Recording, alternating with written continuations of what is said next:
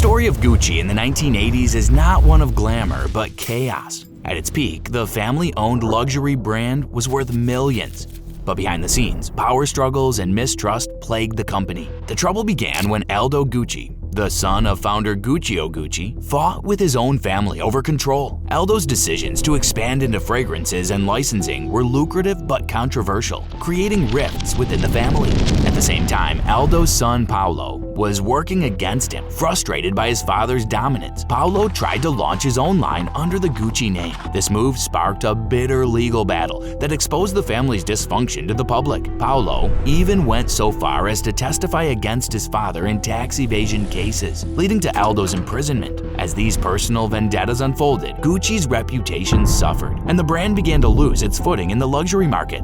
Amid the turmoil, Maurizio Gucci, the grandson of the founder, saw an opportunity to seize power. After years of infighting, Maurizio gained control of Gucci in 1983 by buying out family shares and becoming chairman. However, his tenure was far from smooth. Maurizio's leadership was marked by grandiose spending and poor business decisions that pushed the company further into financial trouble. Maurizio's vision for Gucci involved a shift away from mass marketing licensing deals and a return to exclusivity. While this was a bold strategy, it alienated many of Gucci's licensees and caused revenue to plummet.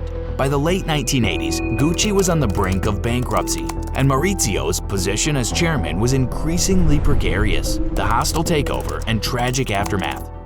Enter Investcorp, a Bahrain-based investment group. Sensing an opportunity to turn Gucci around, they began acquiring shares in the company. By 1988, Investcorp had purchased nearly 50% of Gucci's shares. Maurizio, desperate to maintain control, resisted their influence, but his lack of financial acumen and mounting debts left him vulnerable. In 1993, Maurizio was forced to sell his remaining shares to Investcorp, effectively ending the Gucci family's involvement in the company. The sale marked a turning point for Gucci. Under new ownership, the company brought in fresh leadership, including designer Tom Ford and CEO Domenico De Sole. Together, they revitalized the brand with bold designs and aggressive marketing, transforming Gucci into a global powerhouse once again. While Gucci thrived under its new leadership, the family's saga took a darker turn. In 1995, Maurizio Gucci was murdered outside his office in Milan. The investigation revealed that his ex-wife Patrizia Reggiani had orchestrated the killing. Patrizia's motive was rooted in bitterness over losing her lavish lifestyle after Maurizio's financial downfall. The high-profile trial captivated the world, casting a shadow over Gucci's resurgence. However, the brand managed to distance itself from the scandal, focusing on its reinvention under Tom Ford's creative vision. By the late 1990s, Gucci had solidified its place as a symbol of luxury and sophistication. An empire reinvented. The audacious reinvention of Gucci wasn't just about fashion, it was a complete overhaul of its identity. With Tom Ford at the helm creatively and Domenico De Sole managing operations, the brand embraced bold risks that paid off. Ford's provocative designs didn't just turn heads, they redefined luxury for a new generation.